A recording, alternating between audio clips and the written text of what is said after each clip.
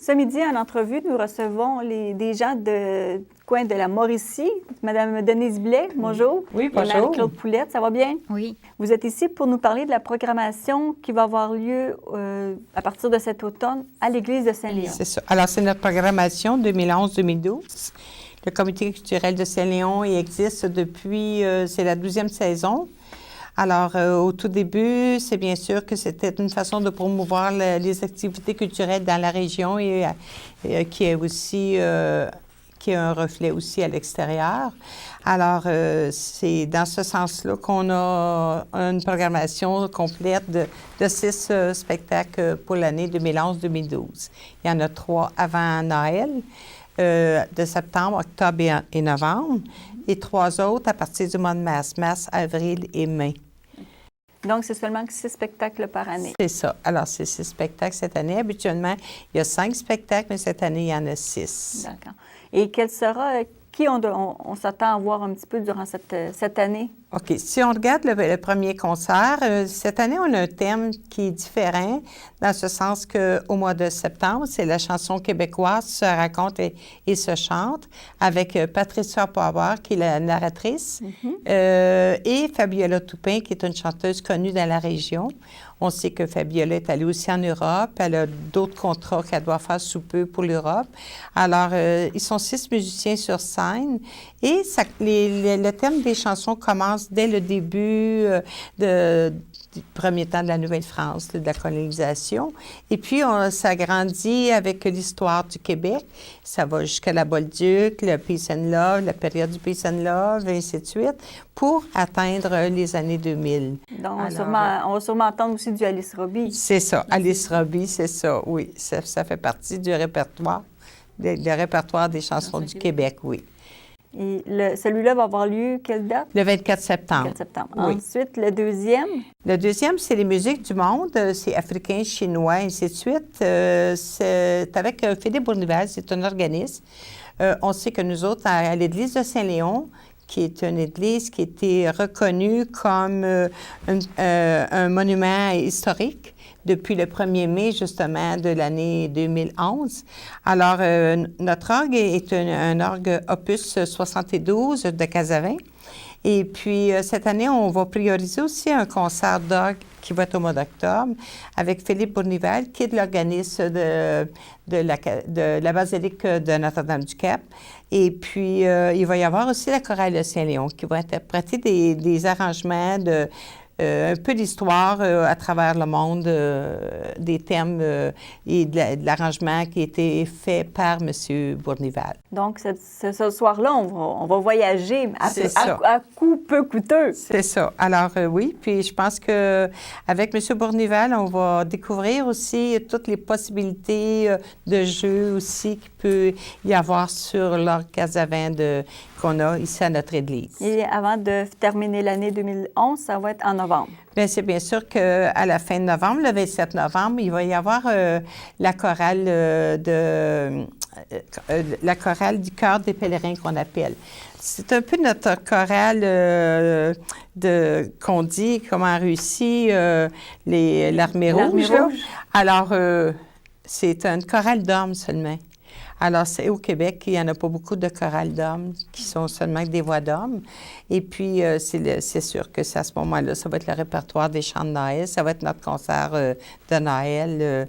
Il y a aussi quatre musiciens qui accompagnent cette chorale-là. Et ensuite, bon, comme là, vous avez dit, ça, c'est la première partie. Ensuite, vous recommencez seulement qu'au mois de mars. Au mois de mars, c'est ça, à la fin de mars, c'est avec l'ensemble London. L'ensemble London, c'est un ensemble musical, on peut dire, qui est formé de 4 personnes. Cet ensemble-là, ils interprètent des compositions originales, de la musique ethnique, perse, des Balkans, et ainsi de suite. Et puis, il se trouve y avoir à ce moment-là, le violoncelle, les instruments à cordes.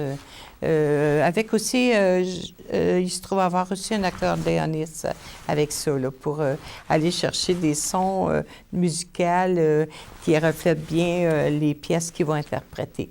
OK. Et ensuite, vous avez, là, si je vois sur votre dépliant, il va y avoir le Conservatoire de musique de Trois-Rivières. Oui, le Conservatoire de musique de Trois-Rivières, c'est la 3e saison qui présente un spectacle. Alors, cette année, bien, c'est sûr, il y a toujours des étudiants qui présentent, on voit dans ça des jeunes qui ont beaucoup de talent, et ainsi de suite. Alors, ce sont toujours des jeunes qui sont en instrument à cordes, et ainsi de suite. Mais cette année, on va favoriser les jeunes qui sont aux études au conservatoire pour l'orgue et le piano. Alors, c'est bien sûr qu'il va y avoir aussi des instruments à cordes, mais on va prioriser... Ces deux instruments-là. C'est ça, c'est ça. Et pour conclure votre saison? Mais j'aimerais que Marie-Claude nous parle de la famille Pinchot. Marie-Claude qui a fait un très beau travail cette année comme agent promotionnel.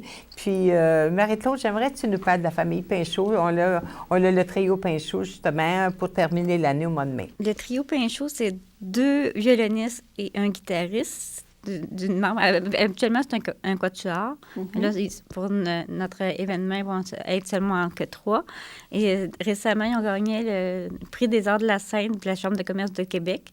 Ils se sont aussi produits un peu partout dans le monde, Las Vegas, Paris, Chicago. Puis ils ont été à Washington pour faire la promotion du Québec en 2001.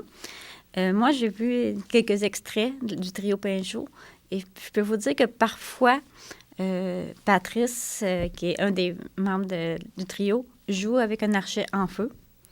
Oh. Et des fois, il peut changer son archet pour une scie mécanique, mais qui est transformée en archet pour jouer du violon. Et je m'attends à ce que ce soit un spectacle époustouflant. Les gens vont en avoir, comme on dit, pour leur argent. Ça va être vraiment un bon spectacle pour les amateurs de musique, parce que c'est pas juste de la musique classique qu'ils jouent. Ils jouent aussi du Queen, comme We Will Walk Like You. Oui, des choses comme ça. Ça va être vraiment un spectacle vraiment... Haut en couleur. Haut en couleur. Tu parlais d'argent tantôt. Les coûts pour les spectacles varient de combien à combien à peu près? Bien, les spectacles, à part le trio Pinchot, en pré-vente, c'est 20 $. Et à l'entrée, c'est 22 $. Le trio Pinchot, c'est le 25 $ en pré-vente et 28 $ à l'entrée. Il y a toujours la possibilité aussi d'acheter nos billets de saison, qui est à 110.